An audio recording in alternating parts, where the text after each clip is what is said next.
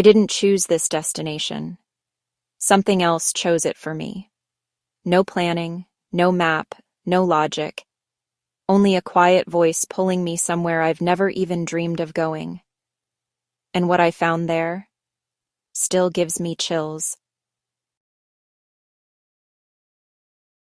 Welcome to the Travel Psychic. If you love travel stories with a twist, make sure you subscribe, because this one gets wild. I let my psychic instincts guide me. No planning, no map, no logic. Just pure intuition. And somehow, it led me to the most unbelievable place I've ever seen. Let me show you how it all happened.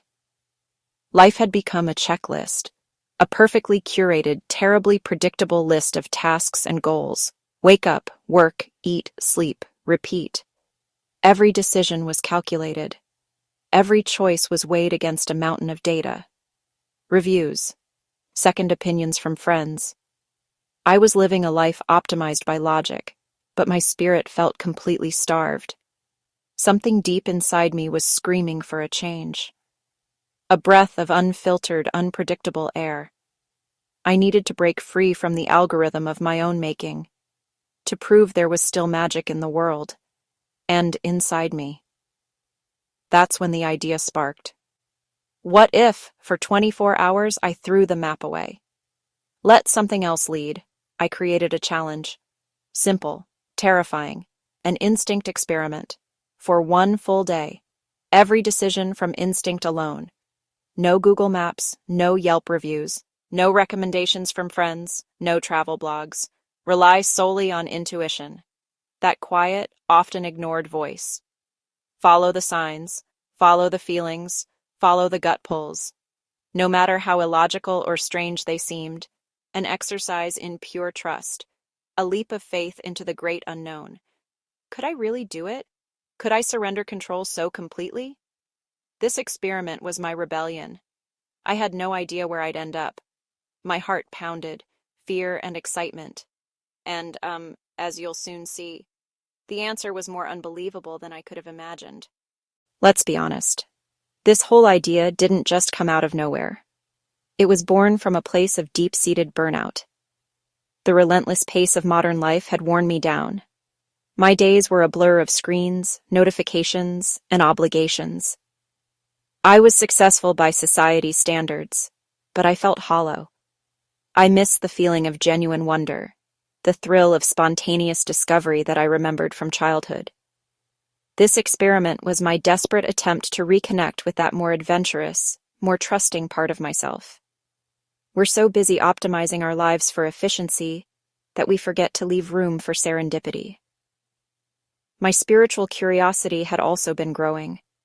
I'd been reading about synchronicity, about the universe sending us signs, and I wanted to put it to the ultimate test.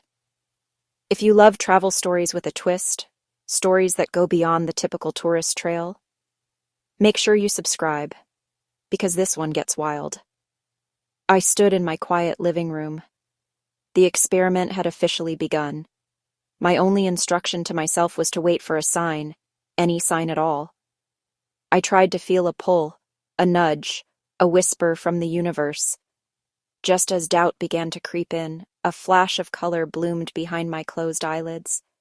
A pure, unbidden sensation of color. A deep, vibrant, almost electric shade of blue. I opened my eyes, and the first thing I saw was a small, decorative tile on my bookshelf, painted in that exact shade of impossible blue. It felt less like a coincidence and more like a confirmation. The blue was my clue. It was the first breadcrumb on this strange, new path. My rules were clear. No logical searches. How do you search for something without searching for it? I stared at the world map. I let my eyes go unfocused. I was looking for the feeling of blue, not the depiction of it.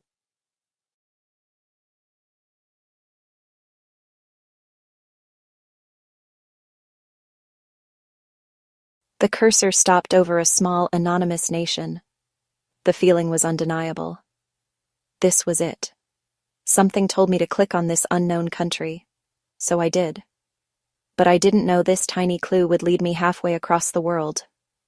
The hours that followed were a whirlwind of surreal activity. What do you pack for a destination you know nothing about? The small blue tile, which I wrapped carefully. It felt like a talisman, a physical reminder of the intuitive thread I was following. On the way to the airport, the signs continued, small but persistent. The universe was winking at me, encouraging me. Handing over my passport and saying the name of the destination out loud made it real. The airline agent gave me a slightly curious look, which only added to my sense of adventure. I walked through security in a daze. I wasn't a tourist following a guidebook. I was an explorer following a feeling. Finally, seated on the plane, I pressed my forehead against the cool glass of the window and watched the ground fall away. My home, my routine, my logical life shrank into a grid of tiny lights below. I was heading into the complete unknown. I began to wonder if the destination itself was the point, or if the journey, this act of radical trust, was the real lesson. The first glimpse of the land below was breathtaking, raw, beautiful, utterly unfamiliar. Nothing about it screamed blue, yet everything felt right. It resonated with the depth and history the color had evoked.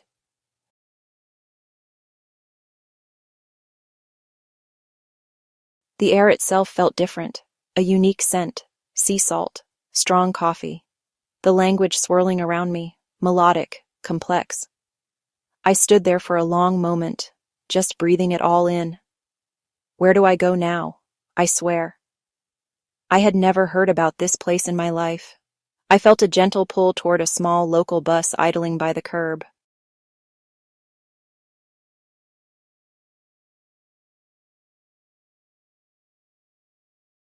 The name appeared on the screen, Kotor, Montenegro. Here's a surprising fact. The Bay of Kotor is often called Europe's southernmost fjord, but it's actually a ria, a submerged river canyon. My intuition, now supercharged with confidence, urged me to climb.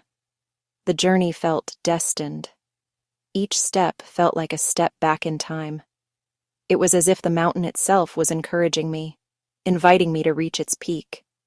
The view that greeted me was so beautiful, so epic in its scale, that it literally stole the breath from my lungs.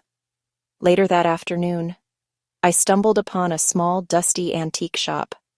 I pulled the cobalt blue tile from my pocket and showed it to him. He explained that this specific deep blue was very important here. He called it the color of protection. For centuries, sailors from Kotor painted a blue eye, the oko, on their boats to ward off evil and to ensure a safe return. It was a plea for divine guidance and protection. No way, that's crazy. The sign that started my journey was a historical symbol of protection in the very place my intuition had led me. This journey taught me that intuition isn't just a fleeting feeling. It is a real, legitimate, and powerful form of intelligence, a navigation system we are all born with. Trusting that first, illogical flash of deep blue was the hardest step. But with every subsequent choice, that trust grew stronger. I haven't abandoned logic, but I no longer allow it to be the sole voice in the room. I now make space for instinct. True wisdom lies in the balance. As my plane took off from Montenegro, I watched the Bay of Kotor shrink until it was just a sliver of impossible blue. The true destination was never a spot on a map. Kotor was the classroom. The lesson was a new way of being to carry forever. I'm already wondering where intuition will take me next. If you enjoyed this journey, imagine where intuition will take us next. Subscribe, like, and comment where you think I should go on my next psychic travel challenge. Sometimes the best destinations are the ones destiny chooses for you.